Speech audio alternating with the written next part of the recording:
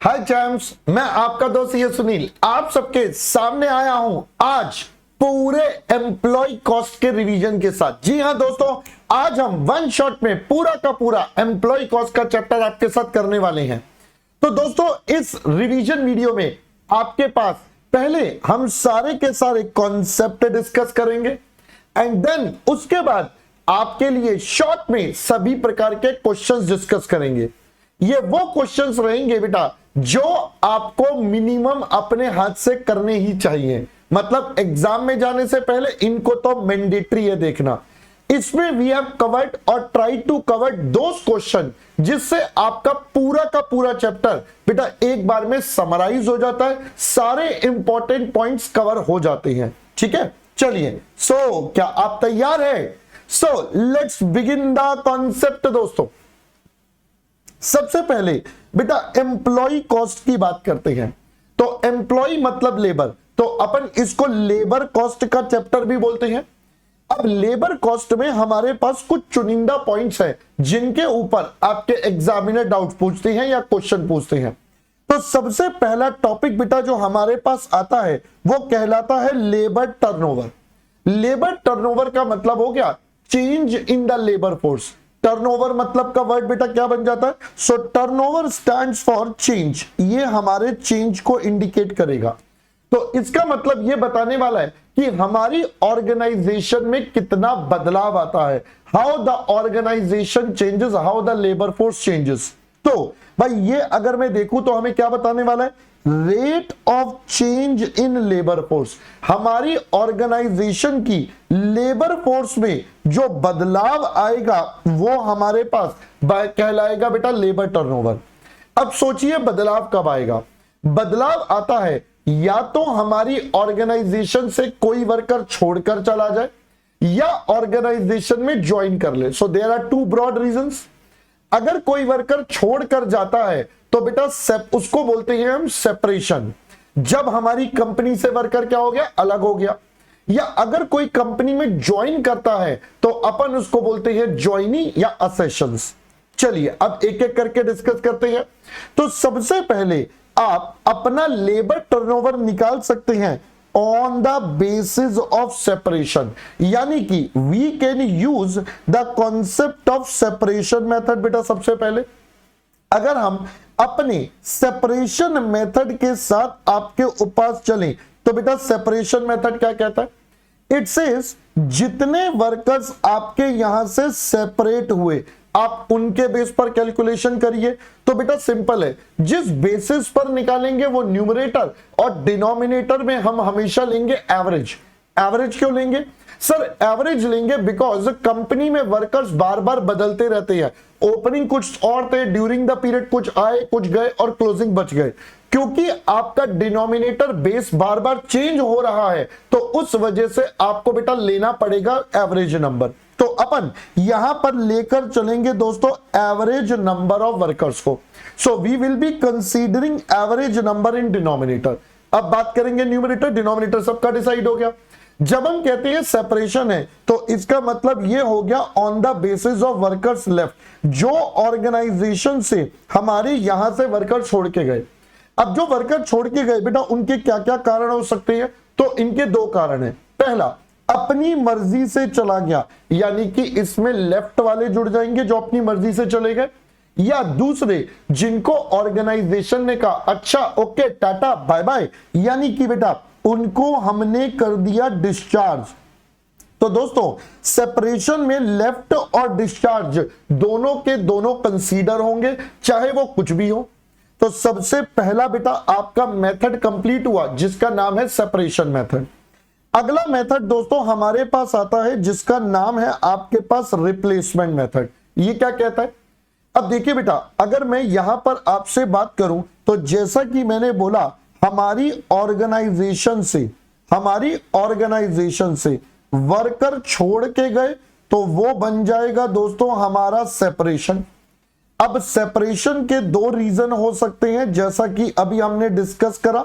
एक होगा बेटा अपनी मर्जी से चला गया, दूसरा हमने कहा ओके टाटा बाय बाय। इसी प्रकार से जब हमारी कंपनी में वर्कर ज्वाइन करेगा तो अपन इसको बोलेंगे दोस्तों क्या, वी कॉल देम ज्वाइनी, या आप इन्हें असेशंस बोलते हो, जैसा भी मैंने आपको बताया। अब इनको बेटा अगर हम क्लासिफाई करें तो ये भी दो वजह से होते हैं। पहला, जो छोड़ के गए हमने उनकी जगह पर नए वर्कर रख लिए बेटा, उसको हम बोलते हैं हमारा रिप्लेसमेंट। तो पुराने जो छोड़ के गए उनकी जगह जो नए आए इज कॉल्ड रिप्लेसमेंट। दूसरा भाई, दूसरा हमारे पास होता है न्यू रिक्रूटमेंट। न्यू रिक्रूटमेंट का मतलब है हमने बेटा ये वर्कर हायर कर लिए जनरली ड्यू टू एक्सपेंशन, हमने बिजनेस को बढ़ाने के लिए नए वर्कर्स हायर कर लिए। ये पुराने वाले की जगह नहीं है बट उसके अलावा है। तो सबसे पहले ये दो कैटेगरी आपको समझ में आ गई। तो जब हम सेपरेशन मेथड लेंगे तो लेफ्ट और डिस्चार्ज दोनों लेंगे, बट जब हम रिप्लेसमेंट मेथड लेंगे तो हम सिर्फ नंबर ऑफ रिप्लेसमेंट पे फोकस करेंगे। देन आपके पास इसी कॉन्सेप्ट पर बेटा आपके आगे बनते हैं। तो ये हमारा बेटा सेकंड मेथड हुआ जहां पर हमने रिप्लेसमेंट को कंसीडर करना है। तो यहां आ गया सेपरेशन बेटा, यहां आ गया रिप्लेसमेंट। अगला अगर हम आपके साथ बढ़े, it is called new recruitment method. ये वही थर्ड पॉइंट है बेटा। ज्वाइनी के दो हिस्से करे थे, रिप्लेसमेंट और new recruitment due to expansion. तो अगर आप यहां पर देखेंगे, ये देखिए नंबर ऑफ एक्सपेंशन वाले आ गए जो एक्स्ट्रा वर्कर हायर करे हैं। सो ये हमारे सबसे पहले तीनों के तीनों मेन मेथड आपके डन हो गए। All right sir. इसके बाद दोस्तों बारी आती है हमारे पास फ्लक्स मेथड की। अब फ्लक्स मेथड कहता है कि भाई आप एक काम करो, आपके पास दो चीजें थी, एक सेपरेशन और एक रिप्लेसमेंट, आप इन दोनों को जोड़ लो। आपके पास दो चीजें थी, सेपरेशन और रिप्लेसमेंट। तो एक तरीका है आप सेपरेशन और रिप्लेसमेंट को जोड़ लो, जो निकल कर आएगा वो आपका क्या बन जाएगा, फ्लक्स। ये कंबाइंड टुगेदर कर रहा है बेटा सबको। तो एक तरीका बेटा फ्लक्स निकालने का हमारे पास क्या हो गया, तो एक तरीका सबसे पहले हो गया, आपने लिया सेपरेशन और साथ में जोड़ दिया रिप्लेसमेंट। तो ऑप्शन नंबर 1 हमारे पास बनेगा बेटा सेपरेशन और रिप्लेसमेंट का कॉम्बिनेशन। तो एक तरीका तो ये है। अब दोस्तों यहां पर कई बार सवाल आता है कि भाई जो एक्सपेंशन की वजह से वर्कर आए, सर वो भी तो हमारे कौन से वाले हैं, सर वो भी तो हमारे ड्यू टू उसकी वजह से भी तो वर्कर्स में चेंज आ रहा है, एम्प्लॉइज के नंबर में चेंज हो रहा है। मैंने कहा बात तो ठीक है, तो मतलब चेंज तो बेटा उनकी वजह से भी है, तो उनको भी कंसीडर करना चाहिए। सो दूसरा कॉन्सेप्ट हमारे पास आया, सेपरेशन में असेशंस जोड़ लो। अब असेशंस का मतलब बेटा मैंने अभी बताया था, असेशंस का मतलब हमने कहा था भाई इसमें आपके कौन कौन से आ जाएंगे, सर इसमें आपके पास रिप्लेसमेंट और एक्सपेंशन बेटा दोनों ज्वाइन होके आएंगे। अब आप ध्यान से देखिए बेटा, तो ये वाला फ्लक्स मेथड है सेपरेशन प्लस असेशन।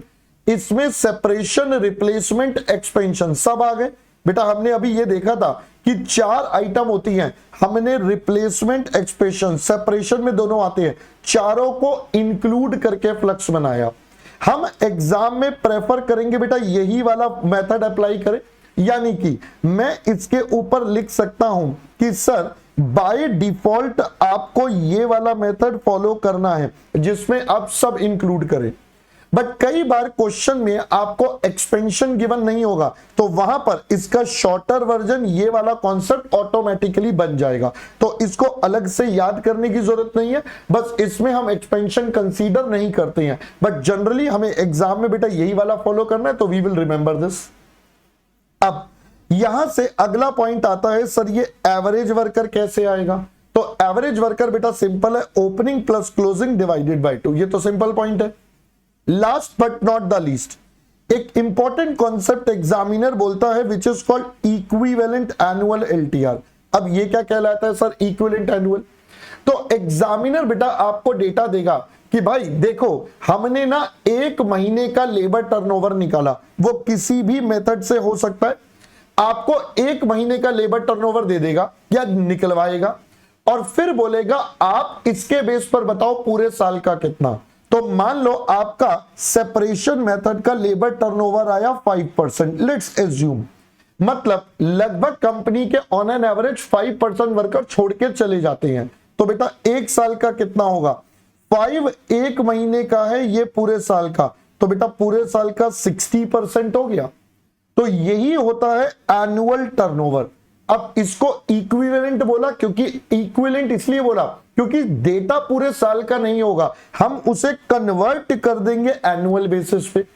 अब मैंने आपको मंथ वाला बताया, अगर डेज वाला होगा तो जो भी एलटीआर निकाला जितने दिन है उससे डिवाइड, ये एक दिन का मल्टीप्लाई 365, बेटा ये आपके पूरे साल का डेटा आ गया। आई होप सबसे पहले लेबर टर्नओवर का कॉन्सेप्ट आपको क्लियर हो गया। ठीक है, अब लेबर टर्नओवर एक काफी इंपॉर्टेंट एलिमेंट है। ठीक है जी, चलो आगे बढ़ते हैं। आगे अगर हम बढ़े, it's the concept of idle time. Sir idle time क्या होता है? तो अगर मैं आइडल टाइम को पहले तो डिफाइन करूं तो आइडल टाइम का मतलब क्या हो जाएगा बेटा? इसका मतलब हो जाएगा hours during which no work is done. भाई ये ऐसे आवर्स हैं जिस दौरान कोई भी काम नहीं हुआ मतलब कोई प्रोडक्शन आउटपुट कुछ भी नहीं हुआ। अब देखिए बेटा सिनेरियो क्या होता है, कंपनी एम्प्लॉइज को पहले तो इतने आवर्स की पेमेंट करती है, that is called total hours paid. इसमें से कुछ आवर्स ऐसे होंगे जो आइडल थे और बाकी काम करा। जैसे एम्प्लॉइज बेटा जाएगा, पहले तो क्या करेगा, कॉफी शॉफी पिएगा, चाय शाय पिएगा, तो बेटा उस समय उसने काम नहीं करा। इसके अलावा वो कंप्यूटर को लैपटॉप को ऑन करेगा, जब तक ऑन होगा समय खराब हो रहा है, आइडल आवर्स हो गए। फिर उसने कुछ आवर्स काम करा, उसके बाद उसने कहा चलो अब लंच ब्रेक हो गया, आइडल आवर्स हो गए। फिर शाम की चाय का वक्त हो गया, आइडल आवर्स हो गए। बाकी समय जो वो काम कर रहा है वो आवर्स वक्त है। अब ये आइडल आवर्स बेटा दो प्रकार के, या तो ये नॉर्मल इन नेचर या abnormal. Now what is normal and abnormal? तो नॉर्मल आइडल टाइम बेटा वो हो गया जैसे लंच आवर्स, भाई आप इसको अवॉइड नहीं कर सकते, तो we can say it as unavoidable in nature. भाई ये आपके अनअवॉइडेबल होते हैं इन नेचर वाइज, आप इसको रोक नहीं सकते। जबकि अवॉइडेबल आइडल टाइम, जैसे मान लो इलेक्ट्रिसिटी कट हो गया, पावर कट हो गया, उस समय कोई भी वर्कर अपना काम नहीं कर रहा होता, तो बेटा ये बन गए एबनॉर्मल आइडल आवर्स। अगर कंपनी थोड़ा ध्यान देती तो इस दौरान काम करवा सकती थी। अगर कंपनी ध्यान देती तो बेटा इनको हम बोलते हैं अवॉइडेबल इन नेचर। अगर कंपनी थोड़ा सा ध्यान देती तो ये रोका जा सकता था। सो ये अनअवॉइडेबल है, तो बर्डन इसका कौन बियर करेगा? हमेशा कंज्यूमर बियर करेगा। तो इसका बर्डन कंज्यूमर कैसे बियर करता है? आप अपने आवर्स को कम कर देते हो, चार्जेबल आवर्स को कम करते हो, जिससे कॉस्ट पर यूनिट बढ़ जाता है। तो आप डिडक्ट कर देते हो इसको टोटल आवर्स में से, ताकि रेट पर आर इंक्रीज हो जाए। वेयर एज एबनॉर्मल वाला बर्डन ओनर बियर करता है। ये कैसे होता है? जो भी अमाउंट है आप उसे ट्रांसफर कर देते हो अपने P&L में। So this is how your idle hours are to be treated with regard to normal and abnormal. तो पहले दोस्तों इतनी बात आपको क्लियर हो गई। अब सर हमने कहा आपको ये आवर्स कम करनी है, रेट बढ़ जाए। अब आवर्स तो निकल गए, बट अब आपको क्या करना पड़ेगा? आपको अमाउंट भी निकालने पड़ेंगे। तो अमाउंट निकालने के लिए अगला कॉन्सेप्ट आता है हमारा वेज रेट कैलकुलेशन का। अगर मैं आपसे वेज रेट बेटा कैलकुलेशन की बात करूं तो देखिए यहां पर कैसे होगा। तो सबसे पहले हमें देखना है एम्प्लॉय को क्या क्या पे होगा। तो सबसे पहले वी आर गोइंग टू पे द बेसिक वेजेस, भाई जो उसका बेसिक मिनिमम वेजेस है वो पे करोगे। देन आपका डियरनेस अलाउंस यानी कि डीए, आपका bonus, commission, perquisite, overtime, any other allowance. भाई आप जो मर्जी नाम ले लीजिए, whatever name you want to give, आप जो नाम लेना है वो ले लीजिए। जो भी आप एक एम्प्लॉय को पे करेंगे, चाहे in the form of cash या नॉन कैश, सब उसकी कॉस्ट का पार्ट बनेगा। Any amount whatever is paid to the employee will be part of the cost. Alright sir, अब यहां पर एक पॉइंट काफी इंपॉर्टेंट है एंड दैट इज भाई यहां पर आपको जोड़ना पड़ेगा एम्प्लॉयर कंट्रीब्यूशन। मैं फिर से रिपीट कर रहा हूं, you need to add up this employer contribution. यहां पर सिर्फ एम्प्लॉयर वाला पार्ट जुड़ेगा। क्यों भाई? एम्प्लॉयर ये अपनी पॉकेट से आपके सोशल सिक्योरिटी स्कीम्स में देता है या आपके रिटायरमेंट प्लान्स के लिए देता है। ये एम्प्लॉयर अपनी पॉकेट से दे रहा है ओवर एंड अबव इन सब चीजों के, क्योंकि ये एज पर द रूल्स आपके एम्प्लॉयर को पे करना पड़ता है। तो वो कहेगा भैया ये खर्चा मैं आपके लिए कर रहा हूं, तो जब ये खर्चा आपके लिए हो रहा है तो ये आपकी कॉस्ट का पार्ट बन जाएगा। This will become part of the cost. So finally हमारे पास बच्चा निकल कर आएंगी हमारी ग्रॉस वेजेस। तो अपने पास निकल कर आ गया ग्रॉस वेजेस, या दूसरी भाषा में बोलें तो बेटा इसको दूसरे शब्दों में हम सीटीसी भी बोलते हैं, that is cost to the company. आप एज अ एम्प्लॉय की कितनी कॉस्ट कंपनी को पड़ती है। अगर कंपनी इस एम्प्लॉय को हायर कर रही है तो ये पैसा उसे इनकर करना पड़ेगा। So this is the cost which the company needs to incur for the employee. हमने कहा ऑलराइट। अब बेटा हमें इसके पैसे अल्टीमेटली कंज्यूमर से लेने हैं, that is what we are meant for. Consumer से पैसे लेने के लिए अब हम निकालेंगे हमारे इफेक्टिव वर्किंग आवर्स। भाई इसने काम कितने आवर्स करा, और दूसरे शब्दों में बोलूं the hours chargeable to the consumer. हमने अभी सीखा था जो नॉर्मल आइडल टाइम होता है उसका बर्डन कंज्यूमर बियर करता है। कैसे? टोटल आवर्स में से इनको माइनस कर दो। तो बेटा हमने भी यहां पर यही करा, देखिए टोटल आवर्स में से माइनस कर दिए नॉर्मल आइडल आवर्स। ये बेटा आपके चार्जेबल आवर्स आ गए। फाइनली दोनों को डिवाइड कर दे। Let suppose this is A, this is B, तो ए डिवाइडेड बाय बी आपके पास बन जाएगा पर आवर का wage rate. So this is the per hour का वेज रेट जो उसका एम्प्लॉय का पड़ेगा। मतलब दिस इज द कॉस्ट। अब एम्प्लॉय अगर 1 आवर हमारे यहां काम करेगा, सो दिस इज द कॉस्ट जो हमें उसके लिए इनकर करनी है, और यही पैसा हम अपने कंज्यूमर से बेटा इन रिटर्न चार्ज करेंगे। डन। चलो अब देखते हैं बेटा नेट वेजेस या इन हैंड वेजेस कैलकुलेशन, कि एम्प्लॉय को नेट नेट घर पे कितने लेकर जाएगा, है ना। एम्प्लॉय कहता है भैया सारे पैसे काट लिए, तो क्या काटा क्या कोटा ये सब बातें। तो देखिए सबसे पहले उसका अमाउंट जो ड्यू था वो ग्रॉस वेजेस था। This was the amount which was supposed to be received. अब as per the rules employee वाला शेयर उसका बेटा गवर्नमेंट के पास जमा होगा, साथ साथ जो एम्प्लॉयर वाला शेयर है वो भी गवर्नमेंट के पास जाएगा। तो जितना सोशल सिक्योरिटी या रिटायरमेंट वाला अमाउंट है वो सब गवर्नमेंट के पास जमा करना है, इसको नहीं देना। फर्दर आपका जो टीडीएस का पैसा है बेटा वो भी माइनस होगा, टैक्स डिडक्टेड और इनकम टैक्स में आपने देखते हो बहुत सारे स्टेट्स में बेटा प्रोफेशनल टैक्स लगता है, वो भी माइनस होगा।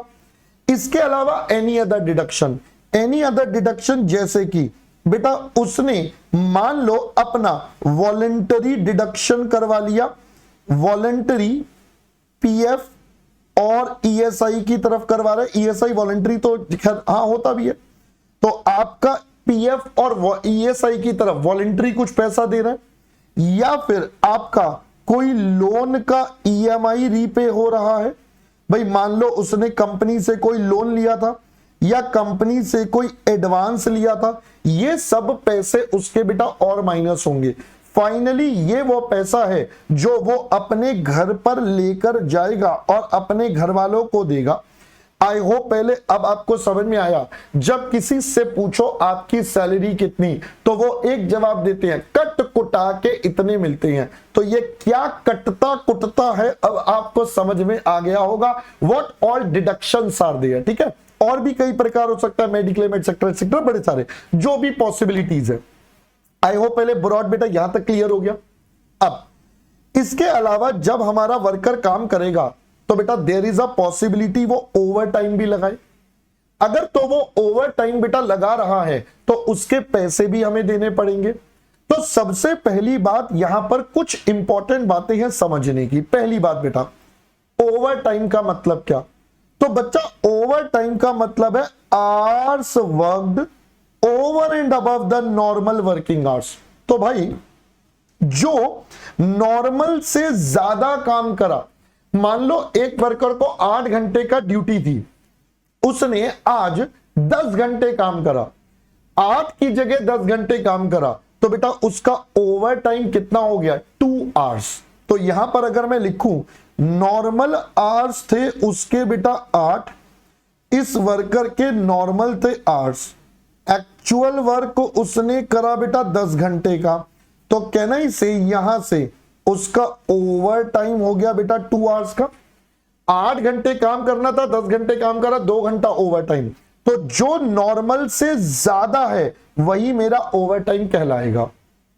आगे बेटा अब देखो जी, अगर कोई ओवर टाइम करेगा तो उसको एक्स्ट्रा पैसा देना पड़ेगा। अब एक्स्ट्रा पैसा देने के लिए, अब ध्यान से सुनना, इसमें बहुत बच्चों को कंफ्यूजन होता है, प्लीज ध्यान से सुनना बेटा, इसमें कंफ्यूजन होता है।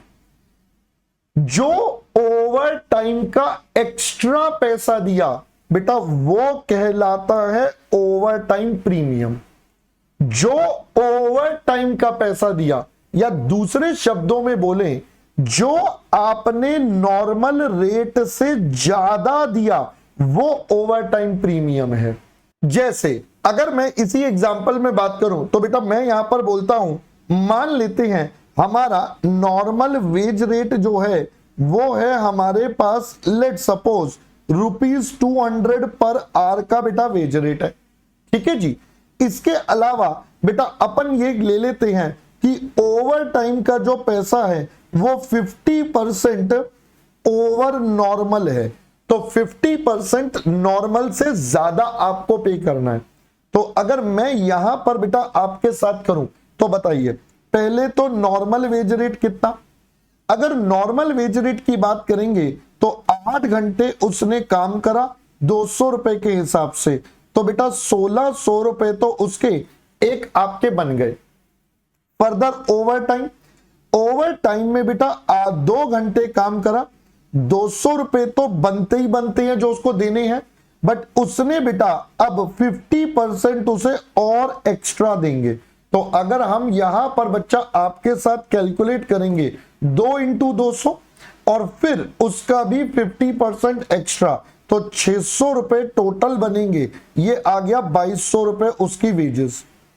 अब मैं यहां पर बात करूं तो ये वाला जो अमाउंट है बेटा ये आपका ओटी प्रीमियम कहलाएगा। This amount over and above the normal wage rate would be your over time premium. ये ओवर टाइम प्रीमियम कहलाएगा, ठीक है जी। अब अगर क्वेश्चन में कुछ ना बोला हो तो बेटा ओटी प्रीमियम आपका निकलेगा कैसे?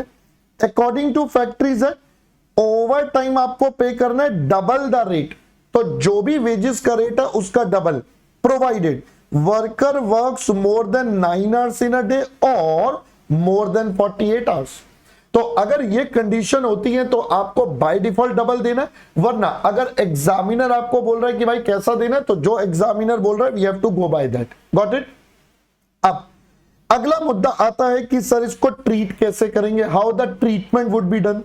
तो बेटा सबसे पहले भाई देखो, सबसे पहले अगर तो ये कस्टमर की डिजायर पर है, कस्टमर ने बोला है कि भाई साहब आप इस ओवर टाइम को करिए, मैं आपको कह रहा हूं मेरा काम अर्जेंट करके दीजिए, तो बेटा जो कस्टमर बोलेगा ये पैसे उसी से लिए जाएंगे, charge to the job directly.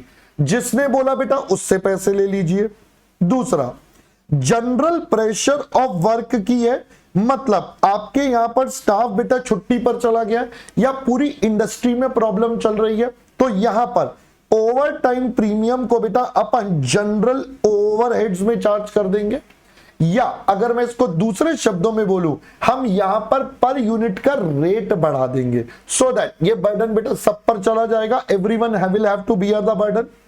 अगर तो ये नेग्लिजेंस या डिले ऑफ वर्कर की वजह से है तो भाई ये उसी कंसर्न्ड डिपार्टमेंट से चार्ज हो जाएगा जिसने गड़बड़ करी है, या फिर अगर ये एबनॉर्मल रीजंस की वजह से है तो भाई आप इसे अपने P&L में ट्रांसफर कर देंगे। That becomes the simplest part. I hope बेटा पहले यहां तक का पॉइंटर मैटर आपको क्लियर हो गया होगा।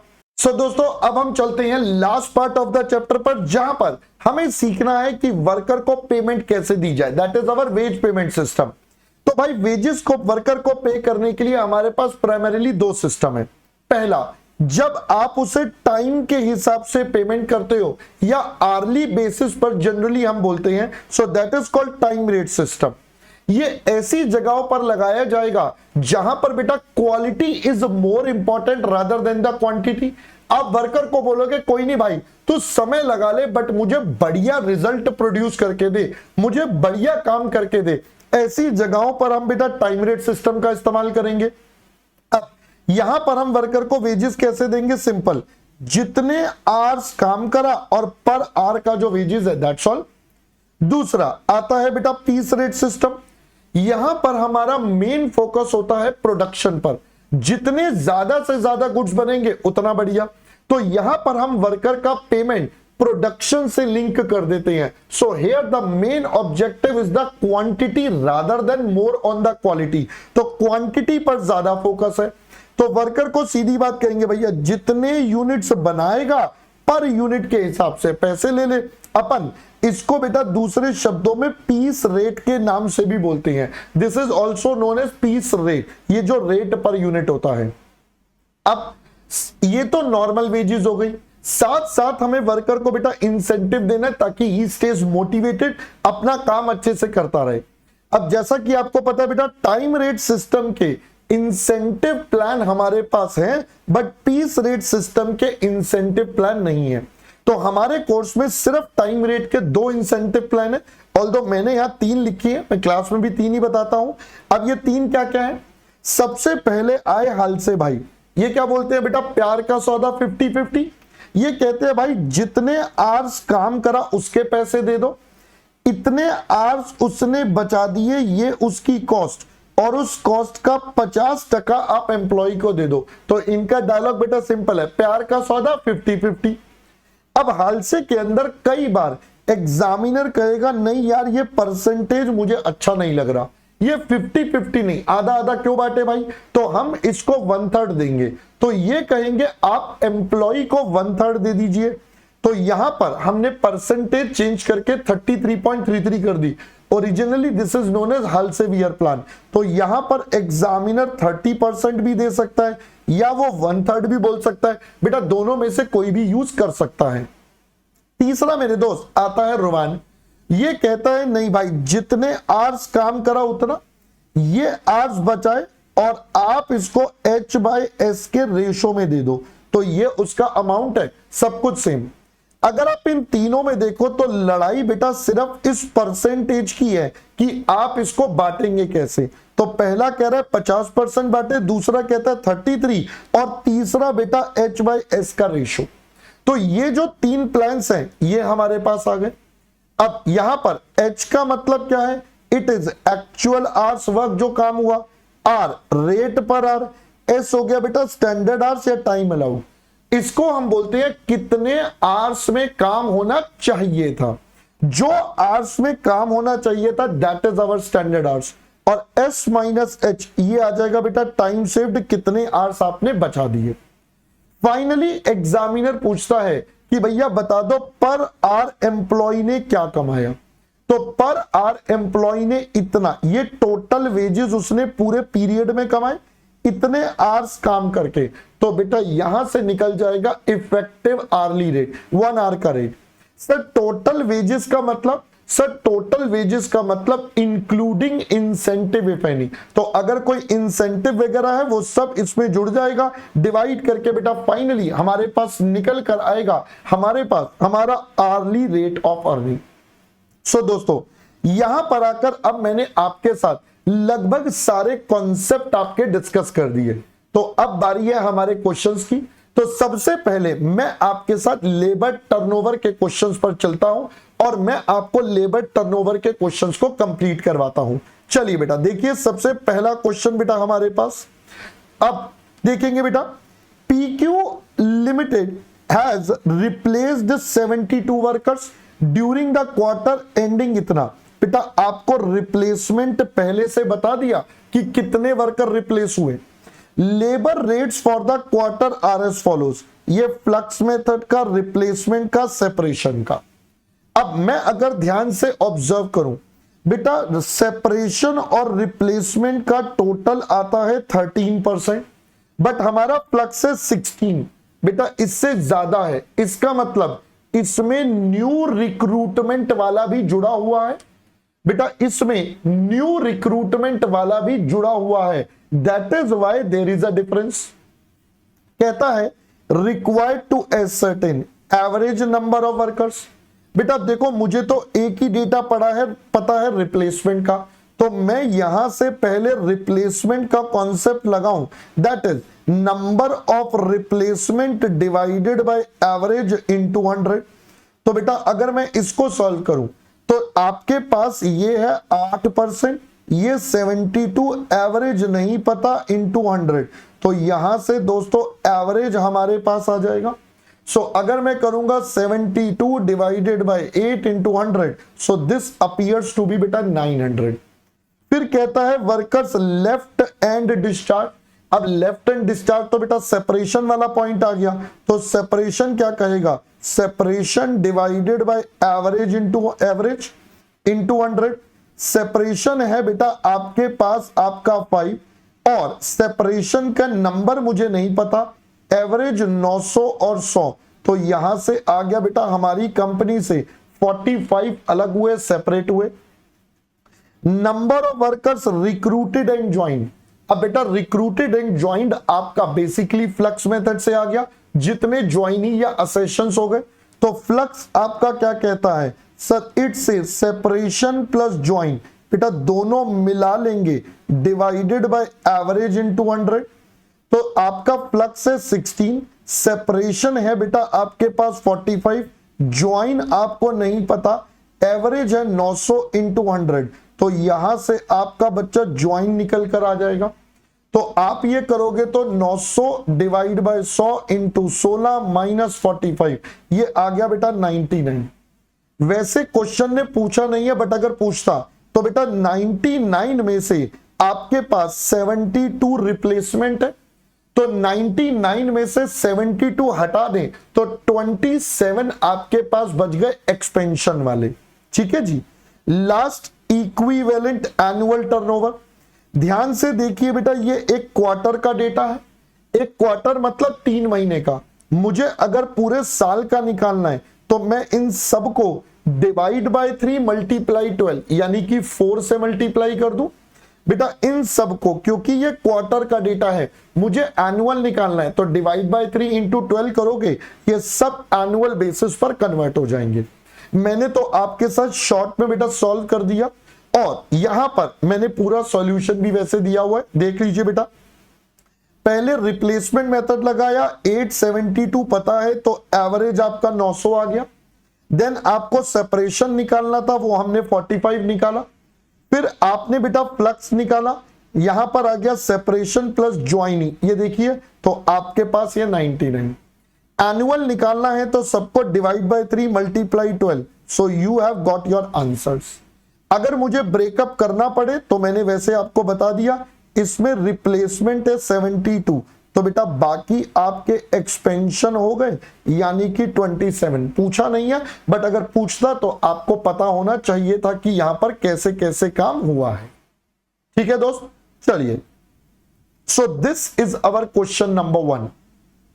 लेट्स कम टू बेटा नेक्स्ट क्वेश्चन। एक और बढ़िया क्वेश्चन कहता है, company is engaged in BPO, one of its trainee executive in the personnel department calculated labour turnover rate of इतना for the last year using flux. तो भाई कह रहा है फ्लक्स मेथड का इस्तेमाल करके 24.92% कैलकुलेट करा था। बेटा ये हमने निकाला है as per the flux method. Following is the data provided by the department for the last year. ये बेटा लास्ट ईयर का डेटा भी आपको गिवन है। अब अगर हम ध्यान से देखें, आपको बिगिनिंग वाले दे दिए, ज्वाइंट बता दिए, लेफ्ट है और एंड है, तो ओपनिंग, ज्वाइंट, लेफ्ट, क्लोजिंग।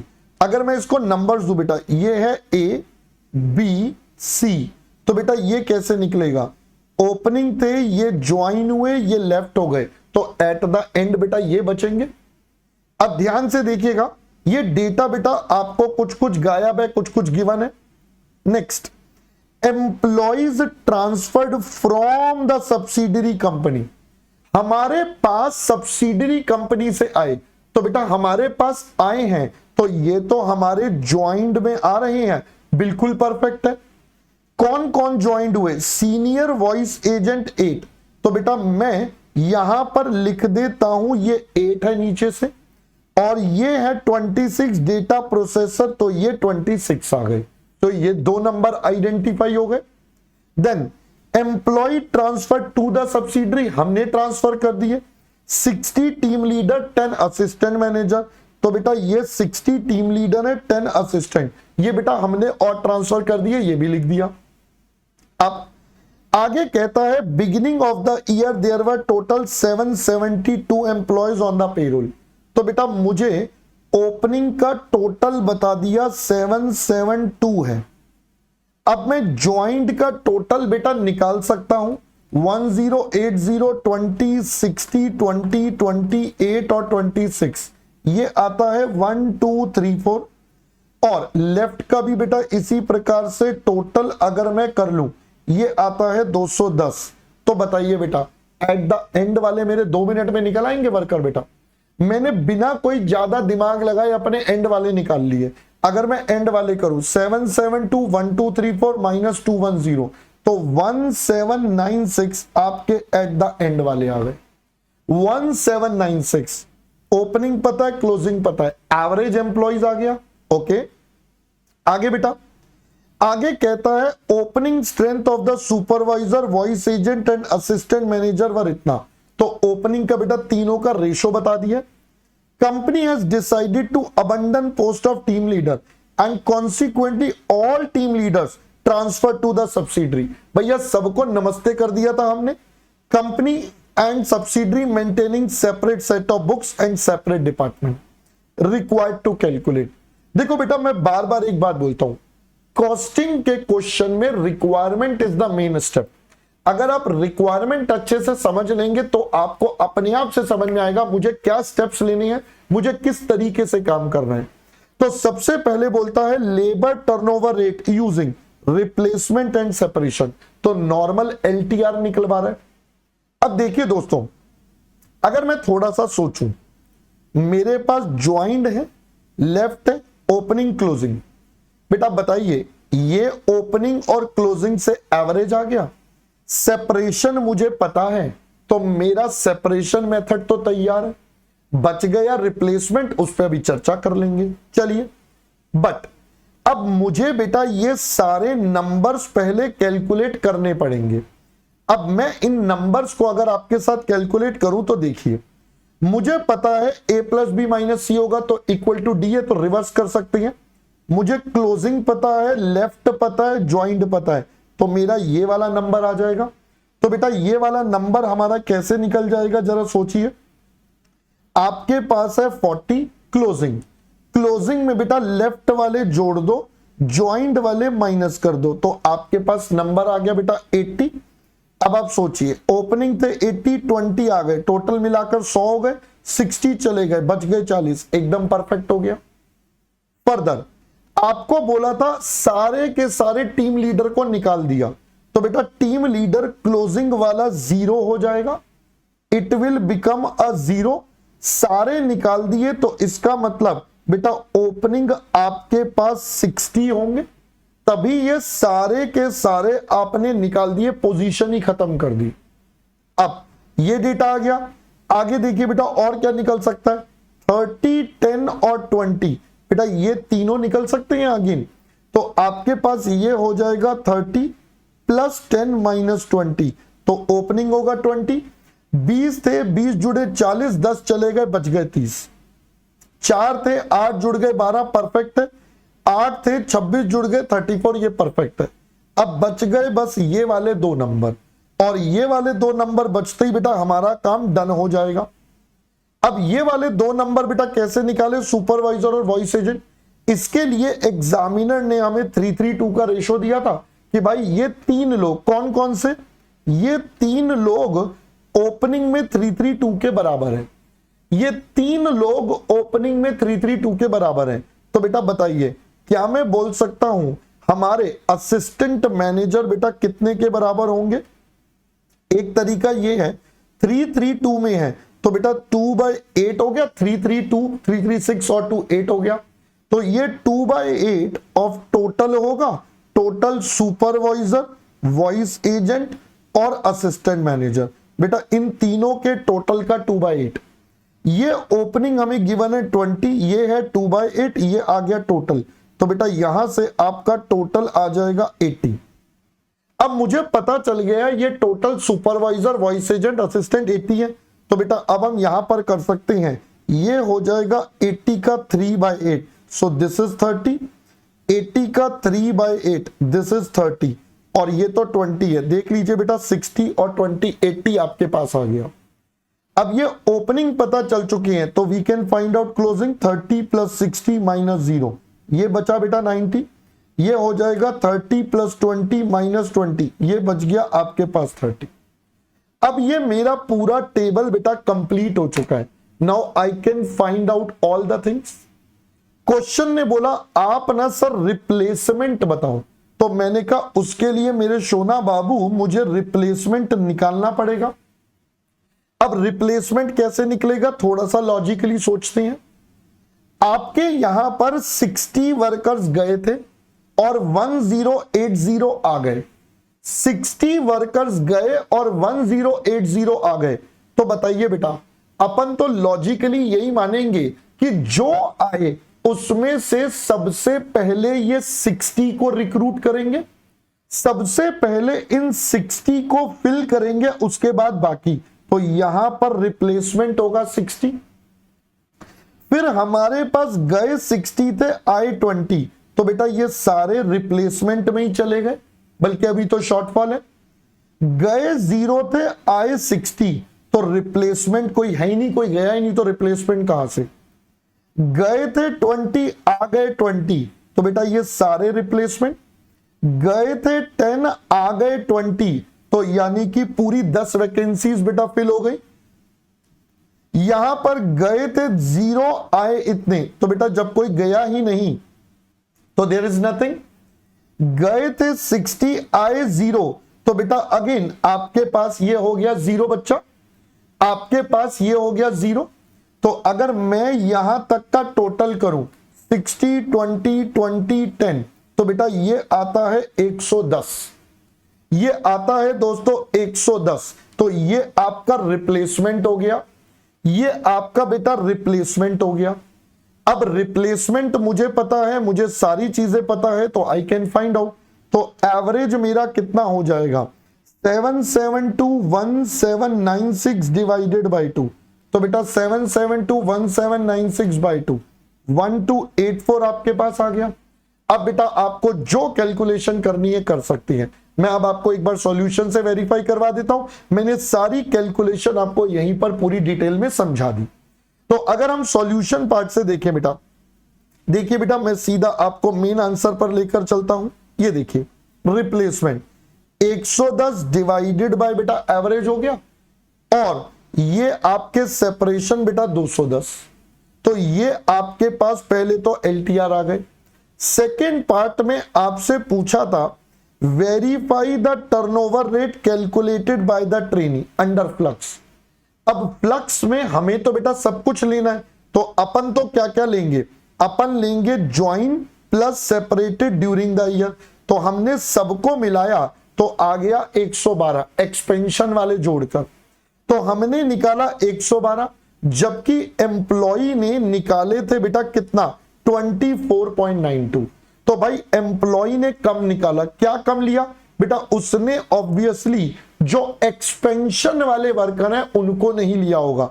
तो 1 2 3 4 में से ये माइनस हो जाएगा, तो उसने सिर्फ 110 और 210 इनके बेस पर ले लिया होगा। तो that is the reason you have to explain. यही बेटा यहां पर लिखा हुआ है, labour turnover is incorrect at it has not taken expansion वाले अंडर दिस मेथड। तो भैया आपने एक्सपेंशन वाले नहीं लिए, जिस वजह से गड़बड़ आ रही है। आई होप एवरीवन क्लियर पहले यहां तक। चलते हैं दोस्तों अब हम हमारे नेक्स्ट क्वेश्चन पर, लेबर टर्नओवर के। भाई यही वाला क्वेश्चन अभी सिमिलर टाइप का हमारे मई 24 के पेपर में भी आ गया था, क्वेश्चन नंबर 3। तो देखिए बेटा क्या कहता है, company wants to ascertain profit lost during the year due to increased labour turnover. For this purpose they have given you the following. Training period of the new recruited 50,000 hours. तो 50,000 hours बेटा आपके training वाले हैं। During this period productivity is 60% of the experienced worker. तो बेटा अगर मैं आपको बोलूं तो बताइए इसमें से आपके प्रोडक्टिव आवर्स कितने हो गए। तो आउट ऑफ दिस 50,000 60% प्रोडक्टिव है, इसका मतलब बच्चा 30,000 प्रोडक्टिव है, यानी कि बाकी सब आपका हो गया नॉन प्रोडक्टिव। तो बेटा यानी कि 50,000 में से 30,000 गया तो बच गया बेटा 20,000। Time required by experienced worker is 10 घंटे। एक वर्कर को 10 घंटे लगता है। तो बताइए बेटा इस दौरान आपके प्रोडक्शन यूनिट्स कितने हो गए। 30,000 डिवाइडेड बाय 10, उसने बेटा 3,000 यूनिट्स बनाए होंगे और यहां पर काम नहीं हुआ तो ये 20,000 घंटों में 10 के हिसाब से 2,000 यूनिट्स उसने नहीं बनाए। ये नुकसान हो गया। ये बन सकते थे बट अनफॉर्चुनेटली नहीं बन पाए। 20% of the output during training was defective. तो भाई यहां पर 3,000 जो यूनिट बने इसमें से 20% आपके डिफेक्टिव है और 25 रुपए की बेटा रेक्टिफिकेशन कॉस्ट है। तो अगर मैं यहां पर बोलूं तो बताइए बेटा डिफेक्टिव यूनिट्स कितने। तो 3,000 नहीं बन पाए जो बनाए जिसमें से 20%, ये आ गया दोस्तों 600। तो यहां से हमारे पास रेक्टिफिकेशन कॉस्ट आ गई 600 यूनिट्स की 25 रुपए के हिसाब से। तो बेटा ये बनता है 15,000 का रेक्टिफिकेशन। आगे दोस्तों क्या बोलता है, पोटेंशियल प्रोडक्टिव आर लॉस्ट वर 1 लाख। तो बेटा यहां से कहना से आपके 10,000 यूनिट्स का भी नुकसान हो गया। अगर सब कुछ सही रहता तो ये यूनिट्स बन जाते। Selling price 180, PV ratio 20%। तो बेटा यहां से आप कंट्रीब्यूशन पर यूनिट ले लोगे 180 का 20%, आप पर यूनिट कमाएंगे 36 जो नॉर्मली कमाते हैं। सेटलमेंट कॉस्ट इतनी है, रिक्रूटमेंट कॉस्ट, ट्रेनिंग कॉस्ट। अब आप बताइए बेटा प्रॉफिट फॉरगॉन। तो पहले अगर मैं बात करूं तो सबसे पहले कंट्रीब्यूशन लॉस्ट। तो एक तो आपके बेटा 10,000 यूनिट्स तो बना ही नहीं पाए, साथ साथ ये वाले 2,000 भी नहीं बन पाए। 12,000 बनते तो इन पर बेटा 36 रुपीस के हिसाब से कमाई हो जाती, यानी कि कंपनी के 4,32,000 का तो ये नुकसान हुआ। साथ साथ आपका रेक्टिफिकेशन कॉस्ट के 15,000 रुपए बेटा और सेव हो जाते। साथ साथ ये सेटलमेंट कॉस्ट, फिर recruitment, settlement plus recruitment plus training, मैं तीनों को कंबाइन करके बता देता हूं, ये पैसा भी नहीं लगता।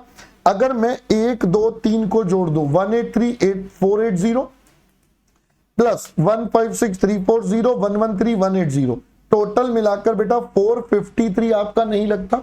तो ये पैसा आपका नुकसान हो गया क्योंकि आपके यहां लेबर टर्नओवर हुआ। अगर लेबर टर्नओवर ना होता तो आप 9 लाख रुपए अपने सेव कर लेते। बेटा सेम टाइप का क्वेश्चन इस बार भी एग्जाम में आया था मई 24 में। सो अगेन आपको समझ में आया होगा how important is this labour turnover. ठीक है जी, अब आप देख लीजिए बेटा यहां भी वही आंसर हो रहा है, मैंने वैसे आपको पूरा ही सॉल्व करवा दिया। अब चलते हैं बेटा वेज रेट वाले टॉपिक पर, वेज रेट कैलकुलेशन के क्वेश्चंस पर थोड़ा देखते हैं।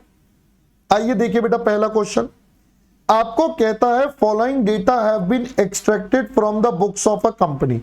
ये बेटा एक डेटा है, salary each employee per month, एक एम्प्लॉय की 1 महीने की, बोनस देना है, इंपॉर्टेंट एम्प्लॉयर्स का कंट्रीब्यूशन है, एम्प्लॉइज की activity, leaves permitted, number of employees, idle time, abnormal, working days, इतने।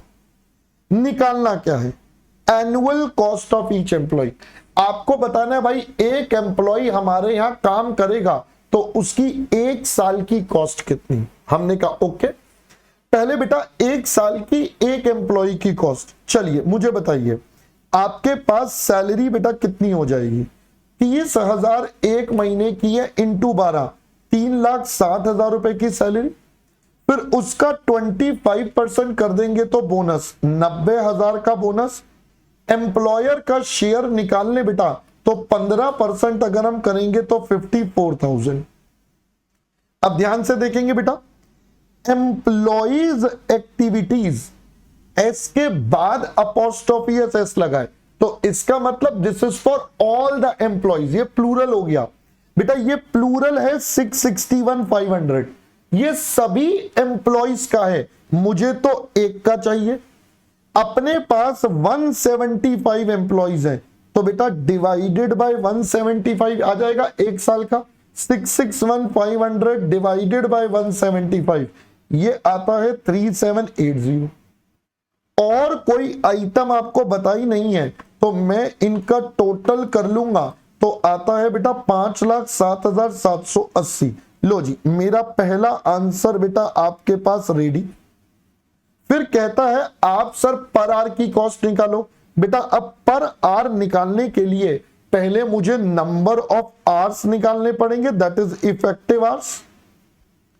तो आपका वर्कर 310 दिन काम करता है नॉर्मली 8 घंटे, जिसमें से 30 दिन की तो उसे लीव परमिट है कि भैया 30 दिन जा वर्कर जी ले अपनी जिंदगी। तो बेटा वो 30 दिन तो आएगा ही नहीं, वो इतने दिन काम करेगा और एक दिन में 8 घंटे काम करेगा।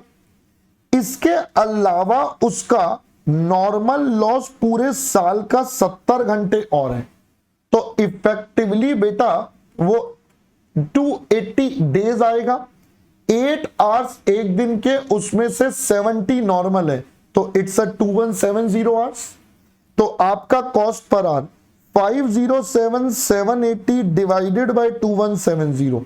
तो भाई अगर मैं इसको कैलकुलेट करूं ये आता है बेटा 234। लो जी, आपका आंसर बेटा एग्जैक्टली रेडी है। अच्छा, एक और पार्ट भी है, एबनॉर्मल आइडल टाइम। तो आपको बोला था 50 घंटे पावर फेलियर हो जाएगा एबनॉर्मल। बेटा एक घंटे की कॉस्ट एम्प्लॉय की 234 है तो 50 घंटे की कॉस्ट आपकी बनती है 11,700।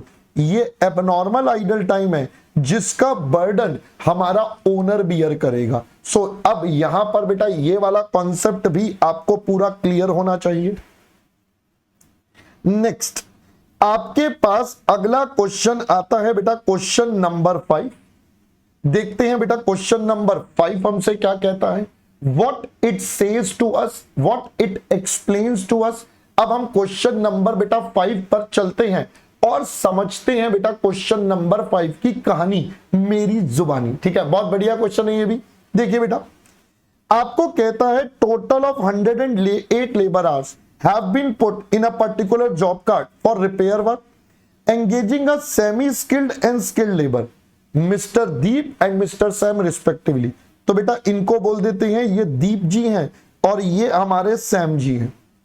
आपको बोलता है hours devoted individually on daily basis for a job। तो मंडे से फ्राइडे तक का स्केड्यूल आपको दे दिया। स्किल्ड लेबर मतलब सैम जी ने सैटरडे को एक्स्ट्रा काम करा 10 घंटे। तो ये बेटा दीप जी और सैम जी ने दोनों ने मंडे टू फ्राइडे काम करा इतने आज। सैम जी ने भैया 10 घंटे एक्स्ट्रा काम करा है। Sunday a weekly holiday. Each worker has to work for 8 hours on weekday and 5 hours on Saturday. Workers are however paid full wages for Saturday. Okay, आगे कहता है semi skilled and skilled workers paid ordinary at इतना and इतना respectively per day of 8 hours. तो 8 घंटे के बेटा इतने इतने पैसे देते हैं। अगेन हम यहां लिख देते हैं जी ये डीप जी हैं और ये हमारे सैम जी हैं। ओके, तो ये डी का है बेटा, ये एस का है। Workers are also pay DA at 20%। Normal सा पॉइंट है बेटा, आपको डीए पे करना है, it's fine. Next extra hours over and above 8 hours are paid at ordinary wage. However, overtime premium 100% of wage rate is paid. बेटा overtime premium यानी कि जो नॉर्मल वेज रेट है, ये जो भी इनके रेट है, इनका 100% एक्स्ट्रा देना है। आगे बेटा कब? If worker works for more than 9 hours in a day. यहां इंपॉर्टेंट है, एग्जामिनर ने लगा दिया एंड। भाई अगर आपकी दोनों कंडीशन फुलफिल होंगी तो ही आपको बोनस मिलेगा। अगर दोनों कंडीशन फुलफिल होंगी तो बोनस मिलेगा, वरना बोनस आपको नहीं मिलेगा। कहता है बताइए जी दोनों को कितना कितना पैसा दे। तो पहले तो बेटा ये देखना पड़ेगा इनको कितने आवर्स के पैसे देने हैं। तो पहले हम मिस्टर दीप जी की बातें कर लेते हैं, मंडे ट्यूसडे थर्सडे फ्राइडे। तो ये लीजिए बेटा मिस्टर दीप यानी कि आपके स्किल्ड वाले भैया हमारे। देखिए बेटा इनके अगर हम पैसे की बात करें तो इन्होंने इतना काम करा मंडे टू फ्राइडे और 49 आवर्स। अब देखो कंडीशन क्या है, पहले ध्यान से पढ़ना।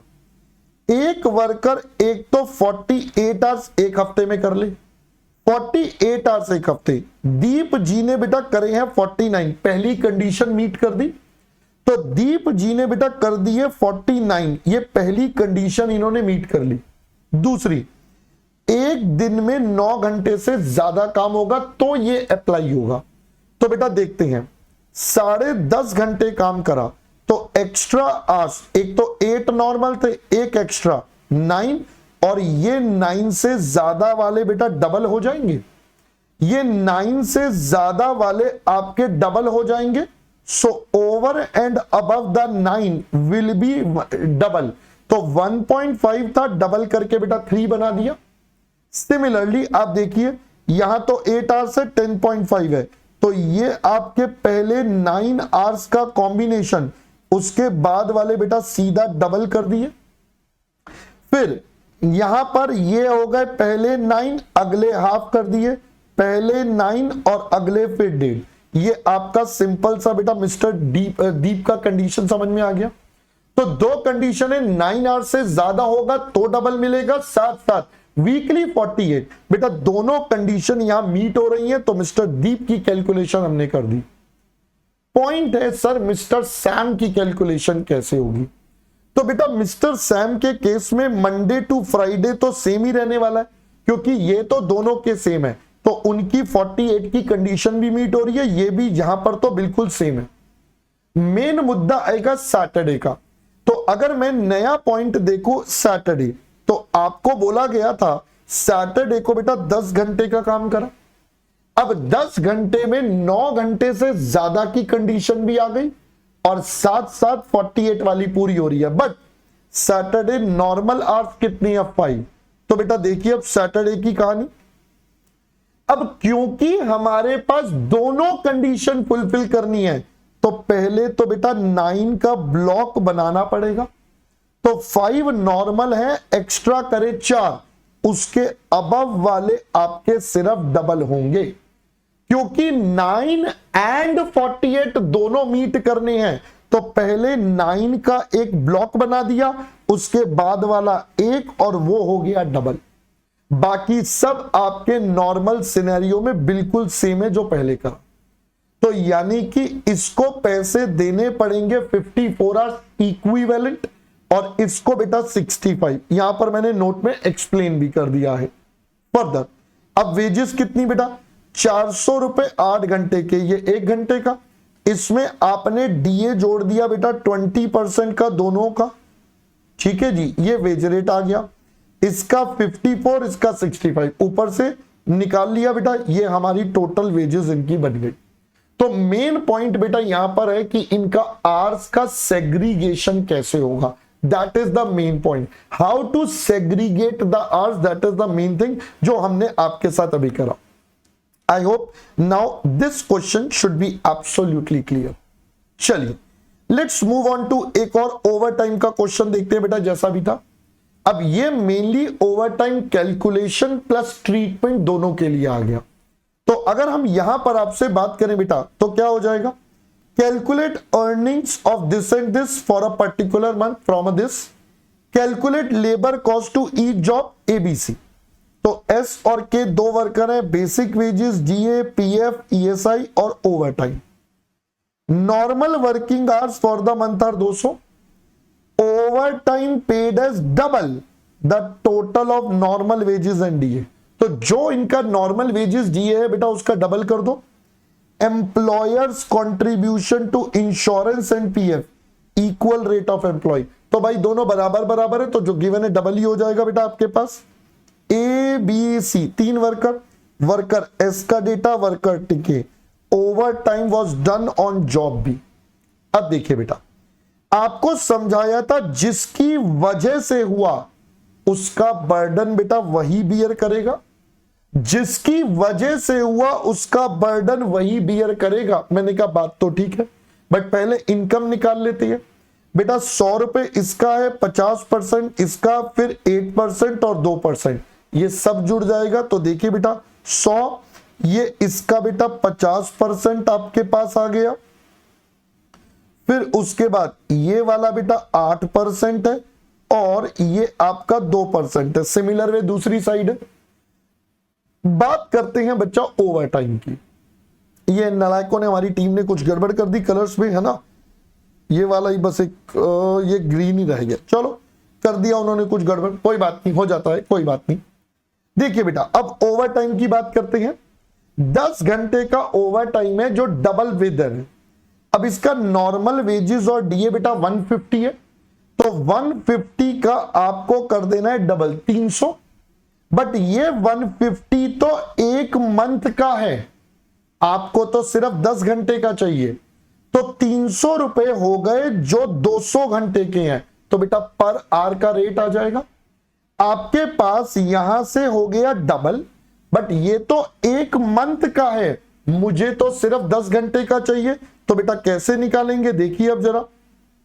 100 प्लस 50 150 रुपए आया, इंटू डबल और इंटू बेटा 10 रुपए के हिसाब से, और डिवाइडेड बाय 200। तो बेटा अगर मैं यहां पर देखूं तो ये देखिए, ये मेरा ओवर टाइम डबल हो गया, ये मेरा पर आवर का रेट निकला, और मुझे 10 घंटे का वेजेस देना है। So that would give us a value of 15। तो भाई ये वर्कर एस के केस में है तो सिर्फ उसे मिलेगा। Finally this is the amount जो हमें उनको पे करना पड़ेगा। अब इसको कॉस्ट में कैसे निकालें? तो बेटा सबसे इंपॉर्टेंट था जिसने बोला ओवर टाइम, ये पैसे उसी से। तो भैया ये 15 रुपए सीधे सीधे वर्कर बी से चार्ज हो जाएंगे। तो ये देखिए बेटा ओवर टाइम का पैसा स्ट्रेट अवे सिर्फ बी से। जो बाकी का पैसा बच गया, अब आपके पास टोटल थे 170 एस के, 15 रुपए आप डिस्ट्रीब्यूट कर चुके हो, तो बाकी बचे 160। वो जो क्वेश्चन में रेशो गिवन है उसमें बांट देंगे बेटा 40-30-30 का रेशो। जो क्वेश्चन में रेशो गिवन है हम उस रेशो में बच्चा इसे बांट देंगे 40-30-30। तो आपके पास 160 40-30-30 की रेशो में बेटा आपका डिस्ट्रीब्यूट हो गया। सिमिलरली के लिए, के में कोई ओवर टाइम नहीं था, तो पूरा का पूरा 256 50-20-30 की रेशो में बच जाएगा। तो बेटा ये 50-20-30 यहां पे मैंने लिख भी दिया। सो दिस इज द मेन। तो मेन इसमें ये था बेटा ओवर टाइम कैसे कैलकुलेट होना है और ओवर टाइम बेटा कैसे चार्ज होगा। So that was the main point. Got it? चलिए लेट्स मूव ऑन। अगला क्वेश्चन है बेटा, skilled worker in company is paid guaranteed wage rate of 30 per hour. ये बेटा आपका पर आवर का रेट आ गया। Standard time per unit is 4 hours. एक प्रोडक्ट बनाने में 4 घंटे लगने चाहिए। As a machine man paid wages under the Rowan plan and earned an effective hourly rate of इतना on the manufacture of that particular product. What could have been his total earning and hourly rate had he been put on हाल से 50%। कहता है भाई साहब अगर अब इसको हाल से में रखते तो क्या होता? बेटा देखिए, अब हमें हाल से में कन्वर्ट करने के लिए एक चीज चाहिए जो है एक्चुअल आवर्स। अब वो हमें बताए नहीं है। तो बेटा अगर मैं आपसे बात करूं, रोवान प्लान का गिवन है ना, तो रोवान प्लान की वेजेस कितनी होती है? तो जितने आवर्स काम करा इनटू उसका वेज रेट, बेटा वेज रेट है 30 रुपीज के हिसाब से। साथ साथ काम करना चाहिए था 4 घंटे में, करा एच में, बेटा इतने आवर्स बचा दिए, इनटू उसकी cost into actual hours by standard hours का बेटा रेशो हो जाता है। अब हमें बताया पर आवर उसको मिला 37.5, बेटा ये इफेक्टिव आवर है। टोटल वेजेस निकालने के लिए ये भी एक्चुअल आवर से मल्टीप्लाई हो जाएगा, तो अपने पास यहां बचेगा 30h। अगर मैं इसको ब्रैकेट को ओपन करूंगा तो ये दोनों नंबर एक बार 4 से मल्टीप्लाई होंगे, एक बार h से। तो जब ये पहले 4 से मल्टीप्लाई होंगे तो बचेगा 30h और माइनस में बचेगा 30 डिवाइडेड बाय 4 यानी कि 7.5h का स्क्वायर। तो बेटा ये बचेगा 37.5h, यहां से h कॉमन लेके बचेगा 60 माइनस 7.5h, h और h कैंसिल, तो यहां से बचेगा 7.5h is equal to 60 minus 37.5। तो बेटा आपके पास h की वैल्यू आ जाती है, इट इज 3। तो इसके बेस पर नाउ वी कैन से अगर हालसे का प्लान होता तो वहां पर क्या होता, 3 आवर्स काम करा 30 रुपीज मिलते, 4 घंटे का काम 3 में कर दिया, 30 रुपीज का 50% उसे मिल जाता। तो यानी कि उसे बेटा कितने पैसे मिलते, तो ये आता 105। तो पर आवर का जो रेट बनता 105 कमाए 3 घंटे में, तो आपके पास बेटा आंसर आ जाता 35। सो ये आपका पूरा का पूरा क्वेश्चन बेटा यहां पर मैंने कंप्लीट ही करवा दिया। मैंने बेटा पूरा क्वेश्चन आपको यहीं पर सॉल्व करवा दिया। So that is your question number 7। आगे बढ़ते हैं दोस्तों, ये देखिए बेटा यहां पर सॉल्व भी करा हुआ है मैंने डिटेल में, ठीक है। Let's move on to question number 8। Again a very important, कई बार पेपर में पूछा गया है आपसे ये। 2 workers S&K produce same product using the same material। तो 2 लोग सेम प्रोडक्ट बनाते हैं, मटेरियल भी सेम है, normal wage rate is also the same. S is paid bonus according to Rowan और K को बेटा हालसे के अकॉर्डिंग देते हैं। दोनों में अलग अलग बोनस का सिस्टम है। Time allowed to make the product is 50 hours. ये बेटा आपका S हो गया, आपके 50 आवर्स लगने चाहिए थे। S takes 30 hours while K takes 40 hours to complete। ये आपके एक्चुअल आवर्स आ गए। Next, factory overhead rate 5 per person hour actually work. Factory cost of product by S is इतना and for product K is इतना। तो बेटा ये आपके पास डेटा दे दिया।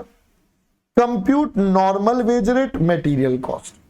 देखो बेटा 2 चीजें मिसिंग है और मुझे फैक्ट्री कॉस्ट गिवन है, तो मुझे यही 2 चीजें निकालनी है और इनफैक्ट फैक्ट्री कॉस्ट में सब चीजें जुड़ती हैं। तो मैंने कहा मुझे ये 2 चीजें निकालनी है, इसके बाद ही फैक्ट्री कॉस्ट आती है, तो इनको x और y ले लेते हैं। तो अपने पास सबसे पहले x मान लिया बेटा मटेरियल, y मान लिया वेज पर आवर, जो क्वेश्चन ने मुझसे मांगा था। अब मैं अपनी फैक्ट्री कॉस्ट बेटा कैलकुलेट करता हूं। मटेरियल लगा x, बेटा दोनों में सेम मटेरियल यूज होता है तो दोनों में x। वेजेस, आपके पास y आवर्स का वेज रेट है, इसने काम करा 30 घंटे में, इसने 40 घंटे में, तो बेटा इसको मिला 30y, इसको 40y। फिर देते हैं बोनस। पहला S में है रोवान। रोवान कहता है भैया S minus H divided by आपका S इंटू आर, ये आप ये आपके पास आ जाएगा बेटा इंटू एच। तो ये देखिए आपके पास अगर मैं यहां पर आपके लिए कैलकुलेशन लिखूं तो देखिए काम होना चाहिए था 50 में, करा इसने बेटा कितने में, इसने करा 30 में, ये टाइम बचाया अपने हिसाब से चले तो, ये उसके पैसे और h बाय s का रेशो, h बाय s बेटा कितना हो जाएगा, इट्स 30/50, तो आप करोगे 12y आ जाएगा। दूसरा था बेटा, इसमें था रोवान और इसमें लग रहा है हालसे। तो अगर मैं हालसे पर चलूं, काम होना था 50 में, कर दिया 40 में, ये उसकी कॉस्ट है और उसका 50% बेटा इसे देना है। यानी कि ये बेटा दोनों के अमाउंट आ गए, यहां 12y यहां 5y। उसके बाद ओवरहेड्स बेटा 5 रुपए पर आवर है, तो 5 रुपए ऑन 30 आवर्स, 5 रुपए ऑन 40 आवर्स, ये आपके overheads. So now we have got the cost, ये फैक्ट्री कॉस्ट आ गई बेटा सबका टोटल करके। ये अमाउंट हमें क्वेश्चन में ऑलरेडी गिवन है 3490 और 3600। तो बेटा ये बन गया 3490, ये बन गया 3600। अब हम इन दो इक्वेशंस को सॉल्व कर सकते हैं। मैं चाहे x की वैल्यू डाल के कर दूं, दोनों को सब्ट्रैक्ट कर दूं, जैसे आपको अच्छा लगे वैसे कर लीजिए।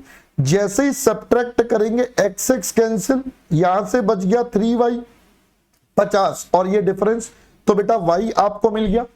y की वैल्यू किसी भी इक्वेशन में डालिए, आपके पास बेटा क्या मिल जाएगा, x मिल जाएगा। सो फाइनली मेरा आंसर y जो था वो था 20 रुपए पर आवर का, और ये था बेटा मेरा x जो आ गया आपके पास 2500। तो आपके पास दोनों की वैल्यू आ गई, यही आपसे मांगा था। थर्ड पार्ट में एग्जामिनर ने कहा था स्टेटमेंट बना देना कंपेयर करके भैया दोनों का।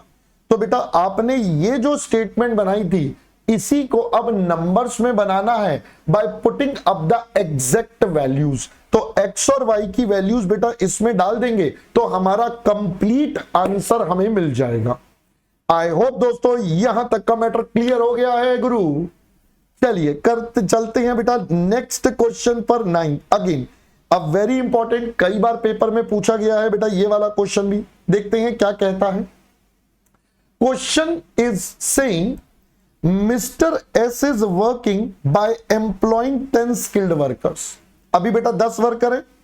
Considering the introduction of some incentive scheme, या तो बेटा वो हाल से लगाएंगे 50% बोनस वाली, या रोवान लगाएंगे जिससे कि लेबर प्रोडक्टिविटी बेटा उनकी बढ़ सके। He has to increase the labour productivity, और उनको लगता है कि आने वाले समय में डिमांड 25% बढ़नी है। ठीक है। He feels that if the proposed incentive could bring an average 20% increase over the present earning, it could act as a sufficient incentive to produce more, and सबसे important accordingly given this assurance to the workers। बेटा सबसे important point, आपको बोलता है भैया worker को उसने वादा कर दिया। क्या वादा कर दिया? वर्कर को उसने वादा कर दिया कि जा बाबू जा, जी ले अपनी जिंदगी, जा बाबू जा, जी ले अपनी जिंदगी, मैं तेरे को इतने पैसे बढ़ा के ही दूंगा। तो बेटा इसने ऑलरेडी वादा कर दिया है। किस बात का वादा सर?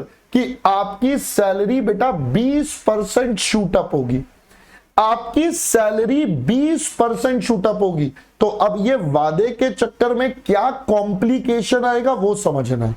ठीक है, चलिए आगे बढ़ते हैं। As a result of this assurance, increase in productivity has been observed as revealed by the figures for the following current month. Hourly rate of wages guaranteed 2 रुपए। तो आपने वर्कर को बोल दिया भैया पर आवर का रेट 2 रुपए है आपका। Average time for producing 1 piece by 1 worker at the previous performance है बेटा 2 आवर्स का। तो आपको 2 घंटे लगेंगे भैया ये वाला काम करने के। This may be taken as time allowed, ये आपका स्टैंडर्ड टाइम हो गया। Number of working days in a month आपके 25 है। वर्किंग आवर्स पर डे एक वर्कर के बेटा 8 है। Actual production during the month है बेटा 1250। अब ये डेटा है रिक्वायर्ड। मैंने हमेशा बोला सबसे इंपॉर्टेंट है बेटा क्वेश्चन की रिक्वायरमेंट, ये समझ में आएगी तभी एकदम मस्त तरीके से काम क्लियर होगा। देखिए बेटा calculate effective rate of earning per hour, एक बार हाल से और एक बार रोमान। तो बेटा मेरे को ज्यादा बुद्धि नहीं लगानी, मेरे को तो हाल से रोमान का कैलकुलेशन करना है। चलिए मैं अगर इस डेटा से चलूं बेटा, मेरे को बनाने हैं 1250 बनाए, तो मेरे स्टैंडर्ड आवर्स बेटा सबसे पहले कितने हो जाएंगे तो 1250 बनाए, एक में 2 लगते हैं, तो 2500 तो स्टैंडर्ड आवर्स हो गए। फिर हमारे एक्चुअल आवर्स बेटा कितने हो जाएंगे, how much would be the actual hours जो हमारे पास आ जाएंगे। तो अगर एक्चुअल आवर्स की बात करूं, 10 एम्प्लॉइज थे, 25 दिन काम करेंगे, 8 घंटे काम करेंगे, तो बेटा आपके पास आ गए ये 2000। तो टाइम सेव्ड बेटा कितना हो गया, 500। 2500 घंटे वाला काम वर्कर ने अब 2000 आवर्स में कर दिया, 500 आवर्स बेटा आपके बचा दिए, राइट।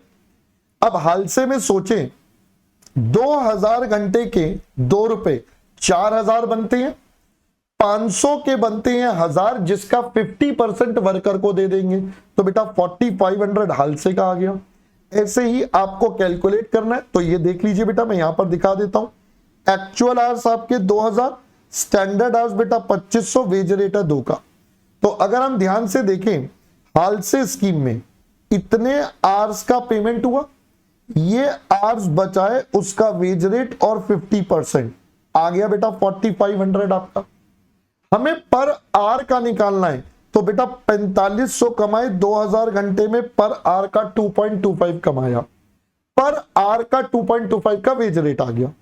अब सिमिलर रोमान, इतने आवर्स काम करा, ये कमाया, फिर ये आपकी सेविंग रेट और H/S का रेशो यहां पर आता है 4800।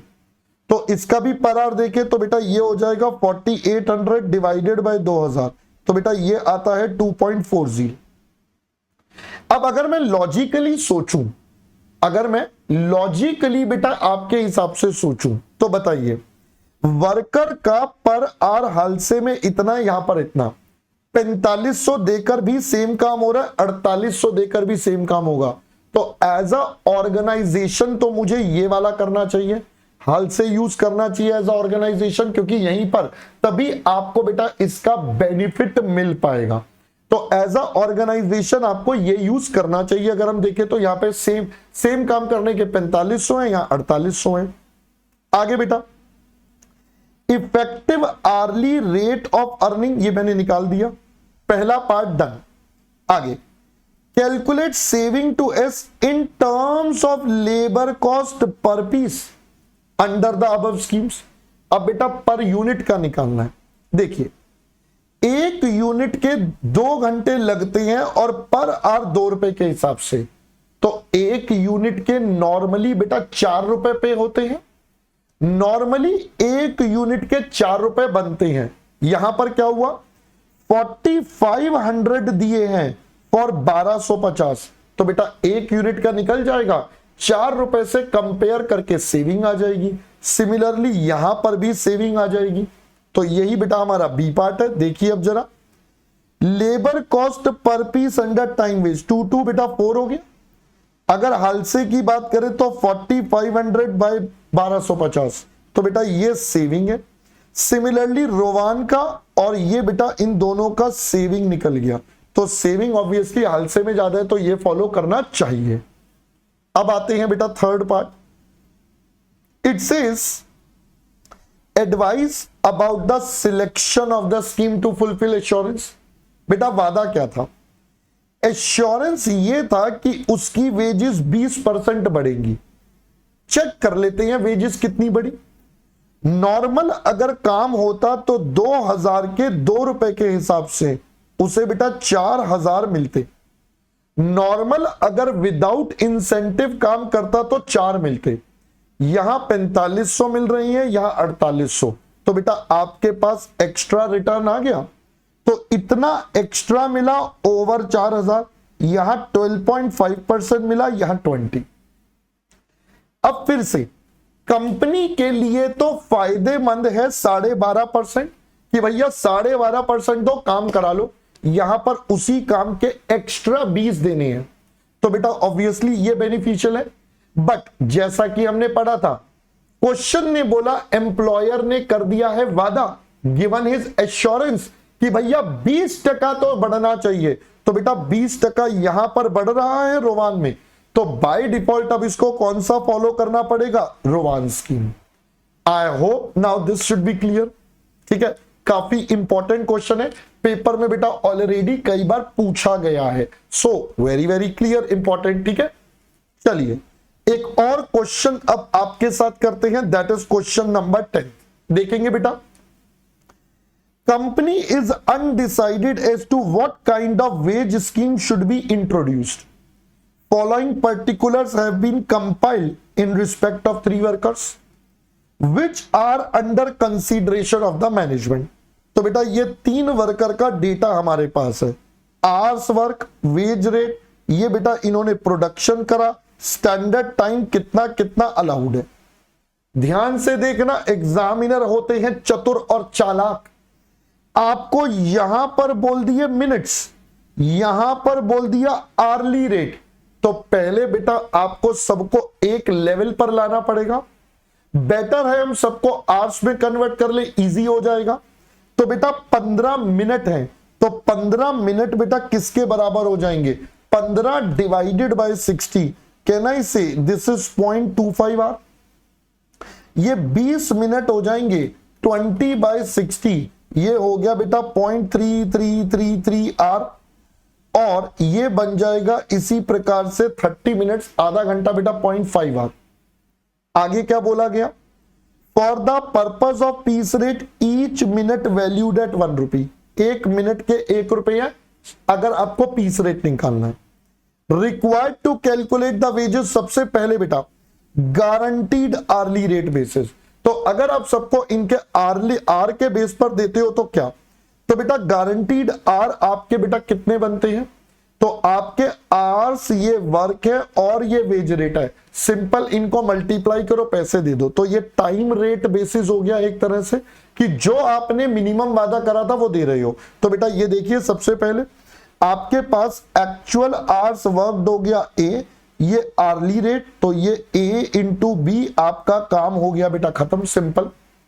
तो आपके 380 मल्टीप्लाई 40, 380 मल्टीप्लाई 40 आ गया बेटा 15,200 एंड सो ऑन। पहला क्लियर। अगला next it says piece rate earning basis but guaranteed at 75% of basic pay. मतलब आर्ली रेट दे देना अगर इसकी अर्निंग 50% से कम हो जाए तो पहले तो बेटा पीस रेट देखते हैं। अब पीस रेट कितना देना है, पीस रेट में 1 रुपए का 1 मिनट था, तो पहले हमें देखना पड़ेगा बेटा नंबर ऑफ पीसेस और उसके अकॉर्डिंगली बेटा उसकी वेजेस। देखिए अब जरा, 210 यूनिट बनाए और एक बनाने में 15 मिनट लगते हैं, 1 मिनट बेटा 1 रुपए के हिसाब से वैल्यू हो रहा है। तो अगर मैं आपके साथ बेटा कैलकुलेट करूंगा तो यहां पर 3150 मिनट्स लगे, 1 रुपए के हिसाब से पे हो जाएगा। ऐसे ही बेटा ये 360 है, इसके 20 मिनट, इसके बेटा 30 मिनट और इसके इतने, इन सबका टोटल करके 1 से मल्टीप्लाई, क्योंकि ये ऑलरेडी पर मिनट दे रखा है, तो आपके पास आंसर आ जाएगा पीस रेट का। ये देखिए बेटा, इसीलिए वो ऊपर बोला था पीस रेट का। तो अपने पास है ए, ये है बी, तो आपके पास बेटा क्या बन गया, यहां पर बन गया a इंटू बी, ये हो जाएगा बेटा a इंटू सी, ये है d, तो a इंटू डी। ये हमने कैसे निकाला, पीस रेट निकाला, ये यूनिट्स नहीं है। तो 15 मिनट था 1 रुपए के हिसाब से, ये 20 मिनट लगते हैं, यहां 30 मिनट लगते हैं, तो ये तीनों प्रोडक्ट्स का निकाला और आपके पास ये टोटल बेटा आंसर्स आपके पास आ गए। तो एकदम सिंपल है बेटा। फर्दर हमें यह भी मेक श्योर करना था कि बेटा इन वर्कर्स का सबका मिलाकर जो पैसा है वो क्या होना चाहिए बेटा, इनका आर्ली का कम से कम 50% होना चाहिए। तो बेटा ये इनके अमाउंट है 15,200, 5,000, 32,400, यहां मिल रहे हैं 24,000, 7,536, बेटा उससे ज्यादा मिल रहे हैं, तो मिनिमम वाली कंडीशन रिवोक ही नहीं हुई। अगर वो होती तो ये वाला अमाउंट कैंसिल होके जो ऊपर कंडीशन बोली है आपको वो वाला अमाउंट फिर पे करना पड़ता। सिंपल। ये भी काफी इंपॉर्टेंट क्वेश्चन है, काफी ट्रेंड में चल रहा है भैया, आ सकता है पेपर में, या इसमें से कोई ना कोई पॉइंट उठ के आ सकता है। Premium bonus basis where the worker received bonus based on Rowan. कह रहा है भैया रोवान ने हिसाब से पैसे दिए तो बता दो जी क्या क्या उसका हिसाब किताब बनता है। मैंने कहा ठीक है सर। अब देखो बेटा रोवान के लिए कुछ कुछ कैलकुलेशन करनी पड़ेगी। टाइम अलाउड कितना, उसने एक्चुअल टाइम कितना लिया, फिर time saved, wage rate, earning, bonus earning. अब अगर हम यहां पर मार्किंग करें पहले तो इस टेबल को ए बी सी, तो आपके पास ये सी निकल के आ जाएगा